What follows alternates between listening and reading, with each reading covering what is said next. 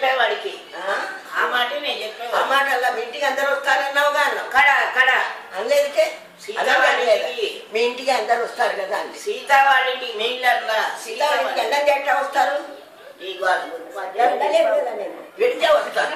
మధ్యాహ్నం చెప్పావుగా వెళ్తే వస్తారు. వెడితే వస్తారే, నేను ఇక్కడే కూర్చుంటే ఎట్లా వస్తారే? ఆ మాటే మా ఇంటి చుట్టూ తాళా చేస్తే ఎవరు వస్తారు మా ఇంటికి? ఆ మాటే అది చెప్పాను. ఆ మాట ఇప్పుడు అంటుందండి. వాదించకు నీదే కరెక్ట్.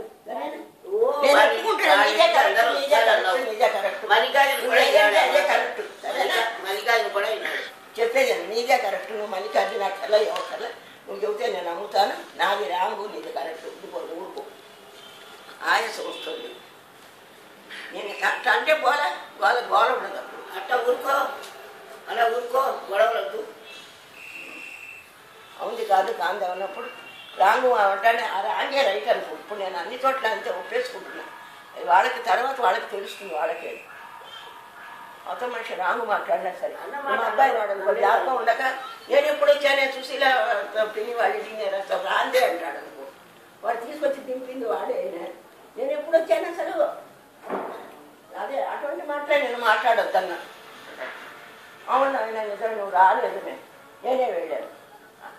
అప్పుడు గోల ఉండదు. మళ్ళీ నువ్వు వచ్చావు కదరా అని అన్నాను అనుకో, ఇంత కూడా కోపం వస్తుంది.